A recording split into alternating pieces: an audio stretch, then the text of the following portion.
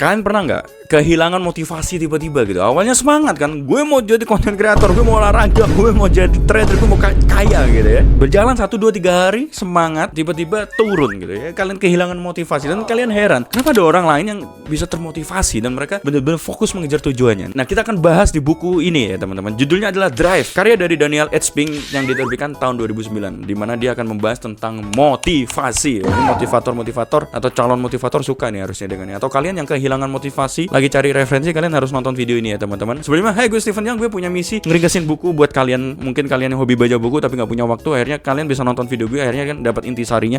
Dan mungkin kalian yang nggak hobi baca buku, setelah nonton video gue, akhirnya kalian mau baca buku. Oke? Sebelum itu jangan lupa dulu untuk di subscribe channel Steven Yang, biar gue semangat teman-teman untuk bikin video-video seperti ini terus menerus. Kalian juga bisa support channel ini dengan cara klik link bagi-bagi ya. Linknya ada di deskripsi. Nanti nama orang baik akan kita tulis di sini sebagai bentuk terima kasih. Kita langsung masuk ke pembahasannya. Let's go.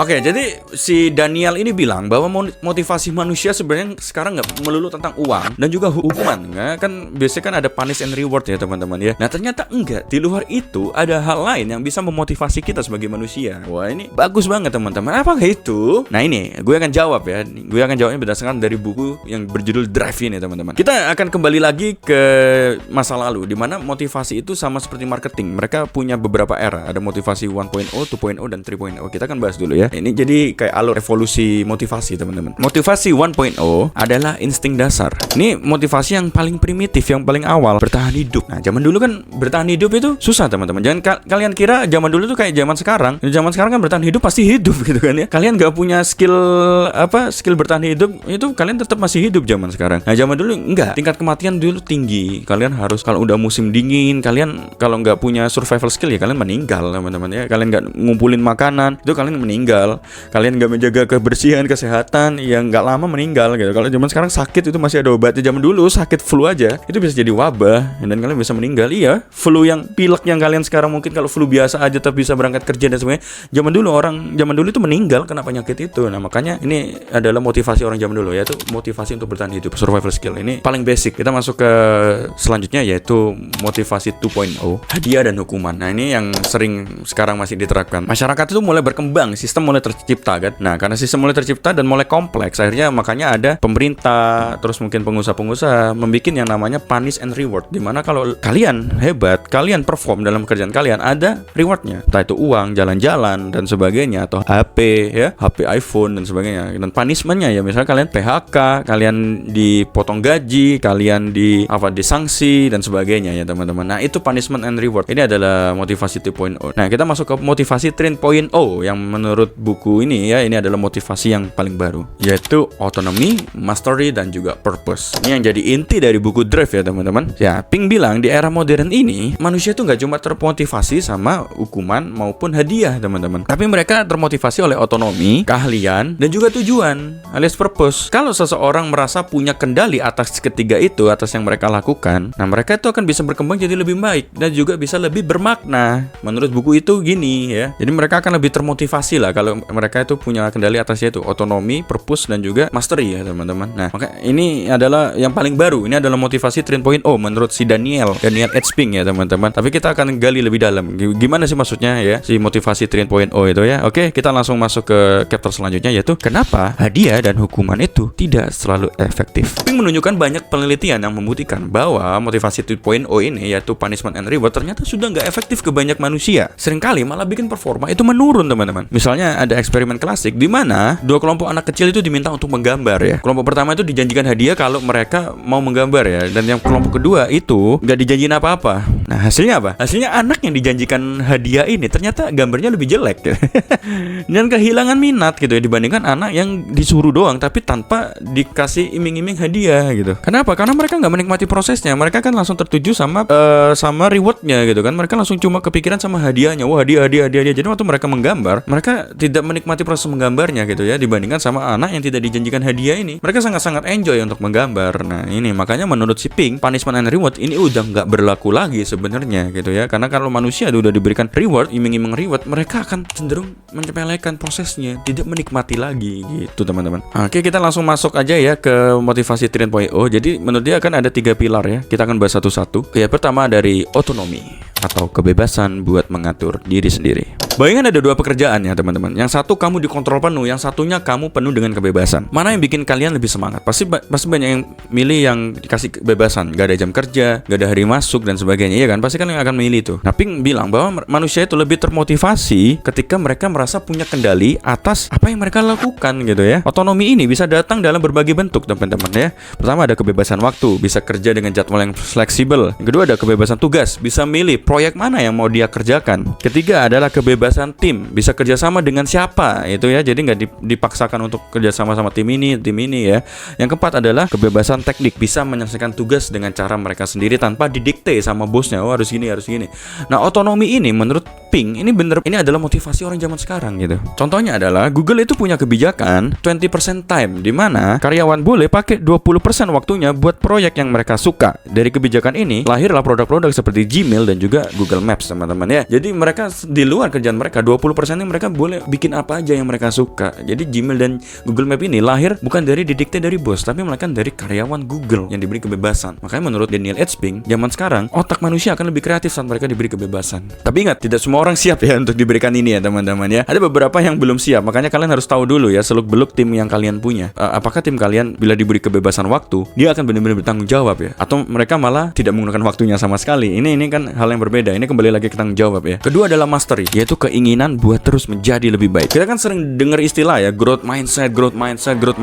Nah, ini sebenarnya sejalan, growth mindsetnya sejalan sama konsep mastery yang dijelasin sama Daniel H. Pink ini teman-teman. Jadi orang-orang itu sebenarnya punya motivasi di mana mereka tuh nggak cuma ingin nyelesain pekerjaannya, tapi mereka ingin terus berkembang dan jadi lebih baik di bidang mereka teman-teman. Ini yang bikin seseorang itu bisa terobses ya buat ngerjain sesuatu selama bertahun-tahun, bahkan tanpa insentif yang gede gitu ya. Karena mereka ingin menguasai bidang itu, ingin memastery ya, jadi master di bidang itu teman-teman ya. Tapi mastery itu sebenarnya bukan tujuan akhir. Ini adalah proses tanpa henti. Ada 3 elemen utama pertama dalam mastery yang dijelaskan dalam buku Drive ini. Yang pertama adalah mastery itu sulit. Ya namanya juga menjadi master ya dalam suatu bidang ya. Kalau kalian ingin jadi master dalam bidang editing, master dalam bidang trading, ya sulit lah. Kalau bilang mudah ya bodoh berarti kan. Makanya kalian harus siap menghadapi tantangan dan kegagalan. Kedua yaitu ada master itu gak akan pernah selesai, karena namanya menjadi top master kalian bisa disalip sama siapapun ya. Top tier global di Mobile Legends aja kapan-kapan kalian bisa diganti sama orang yang tiba-tiba entah dari mana entah berantah naik gitu ya. Makanya kalian gak akan pernah berhenti kalau kalian mau memastery suatu hal, suatu bidang. Kalau kalian ingin menjadi top tier pemain gitar ya, kalian akan belajar terus menerus. Jangan kalian berhenti gitu ya. Kan gue pernah bilang, kalau kalian udah berasa pinter, ya udah itu berarti titik teratas kalian gitu. Kalian gak akan bisa naik lagi. Titik dimana kalian merasa pinter itu adalah stop sudah. Dan yang ketiga adalah mastery itu menyenangkan. Kalau kamu benar-benar menikmati prosesnya, ya kalian akan terus termotivasi. Ingat, makanya mastery itu bukan tujuan akhir teman-teman. Mastery itu harus adalah proses terus menerus tanpa henti. Karena kalian mencintai ini, kalian belajar gitar sampai jago gitu kan, ya kalian harus mencintai ini. Jangan kalian tujuannya mengalahkan Slash atau Eric Clapton atau siapa gitu kan. Enggak, kalian harus mencintai prosesnya itu, karena nggak akan pernah selesai. Ilmu akan terus berkembang dan berevolusi teman-teman. Ya, kalian harus enjoying the process ya. Ini biasanya sering banget terjadi di orang yang di bidang olahraga. Mereka akan punya tujuan, misalnya kayak mau punya body goal, body fat segini, berat badan segini, gini-gini ya. Mereka akan benar-benar memastery ya, mempelajari nutrisi yang masuk, nutrisi intake ya teman-teman ya, mempelajari workoutnya, pola latihan dan sebagainya. Dia awalnya enjoy proses, menikmati prosesnya dan benar-benar menjadi master di bidang olahraga ini. Tapi begitu tujuan mereka tercapai, badan ideal mereka tercapai,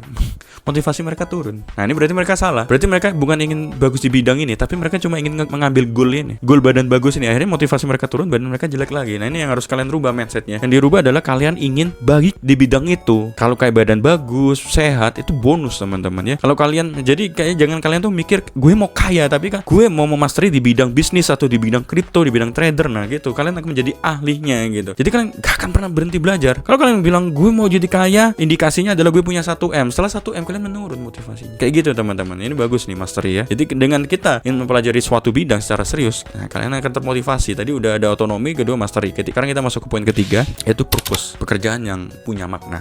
Bayangin ada dua orang yang bekerja sebagai tukang bangunan. Yang pertama merasa bahwa dia cuma sedang nyusun batu bata, sementara yang kedua itu merasa bahwa dia sedang membangun katedral megah yang akan bertahan ratusan tahun. Pertanyaan siapa yang lebih termotivasi? Pasti yang kedua kan? Karena dia punya motivasi, punya purpose. Dia bukan cuma nyusun batu bata, tapi dia mau bikin katedral, teman-teman ya. Itu ya. Manusia itu merasa bahwa apa yang mereka lakukan itu punya dampak yang lebih besar. Ini bisa dalam bentuk pertama dampak sosial. Jadi pekerjaanmu itu membantu orang lain, seperti gue bahas buku-buku sebelumnya ya. Jadi kerjaan yang kalian lakukan, karya yang kalian buat itu punya impact ya ke sosial, ke komunitas, itu ada dampak sosial ya.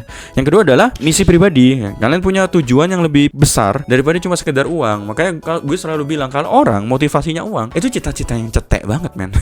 Kalau kalian gue mau 100 juta, 1 M apa gitu, enggak, itu cita-cita yang cetek banget ya. Jangan jadikan uang itu sebagai bonus ya, enggak apa, jadikan mereka motivasi. Tapi motivasi terakhir kalian itu harus sesuatu yang lebih besar daripada uang itu sendiri. Misal gue mau bikin yayasan, otomatis bikin yayasan butuh dana gede. Makanya kalian akan cari uang, cari bagaimana caranya ngumpulin dana itu. Jadi uang itu sebagai alat, jangan jadikan uang itu sebagai tujuan. Gue mau bikin masjid, gue mau bikin musola di pelosok-pelosok ya. Itu kan hanya kan otak kalian terset, kalian mau bikin musola, otomatis bikin musola nggak mungkin kan kalian punya duit cuma 100-200 juta ya. Nah kalian akan termotivasi ngejar kayak gitu. Kalian harus punya misi yang lebih penting daripada uang gitu teman-teman. Yang ketiga adalah nilai yang sejalan. Jadi merasa bahwa pekerjaan yang kalian lakukan tuh sesuai dengan nilai-nilai hidup kalian. Kalau kalian ya misalnya memang menyukai multimedia dan sebagainya, ya kalian menjadi konten kreator, berarti sejalan. Udah jangan ganti-ganti, fokus aja gitu ya teman-teman ya. Ini akan menjadikan motivasi buat diri kalian, karena yang kalian kerjakan itu benar-benar, kalau orang bilang apa ya, passionate ya. Kalau orang zaman sekarang bilangnya gitu, passionate. Jadi sejalan sama value kalian. Kalian punya nilai, kalian punya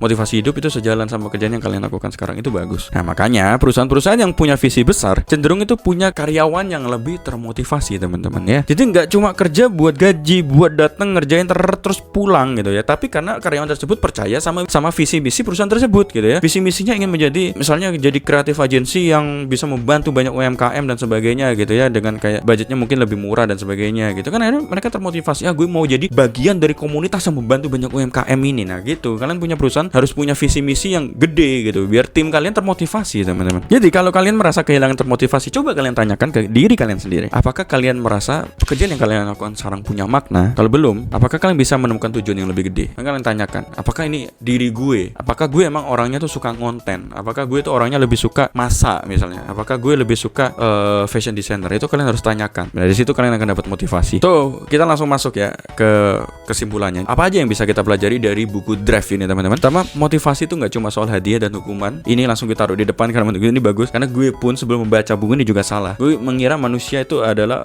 tentang punishment and reward, teman-teman. Ternyata menurut si buku ini, si Pink ini, manusia lebih dari itu. Dia punya 3 itu kan, tadi ada autonomy, purpose, dan juga mastery. Rangkuman selanjutnya bahwa ada autonomy itu penting ya. Manusia akan termotivasi semakin semangat kalau mereka bisa mengontrol apa yang mereka lakukan. Mastery akan membuat kita terus berkembang, karena kita harus terus belajar dan menantang diri sendiri supaya kita jago dalam hal ini, dalam hal yang mau kita inginkan gitu ya teman-teman ya. Jadi kita akan tetap termotivasi karena ya keinginan kita adalah jago di suatu bidang gitu ya. Purpose membuat hidup kita lebih berarti. Kita punya tujuan, kita mengerjakan bukan sesuatu yang cuma datang terus ngedit terus pulang, datang nulis skrip pulang gitu ya, cuma berharap gaji enggak, tapi kita punya purpose, punya tujuan. Dalam rangka apa gitu ya? Dalam rangka ternyata dalam rangka membantu semakin banyak orang, dalam rangka ingin membranding, membantu banyak UMKM brandingnya lebih bagus gitu. Kalian akan punya tujuan yang lebih besar. Seperti kisah 2 orang yang memumpuk batu bata itu teman-teman ya. Kalau kalian memumpuk cuma batu itu ya kalian nggak punya purpose. Sedangkan kalau kalian memumpuk batu bata untuk melihat bahwa kalian akan membangun sebuah katedral yang megah, itu kalian punya purpose yang lebih besar. Oke, itu dari gue ya. Semoga setelah membaca buku ini kalian bisa menerapkan motivasi 3.0 itu tadi. Kalau kalian masih merasa belum terlalu dalam, gue rekomen kalian beli bukunya dan kalian baca sendiri. Terima kasih sudah nonton, kita ketemu lagi besok. Bye bye.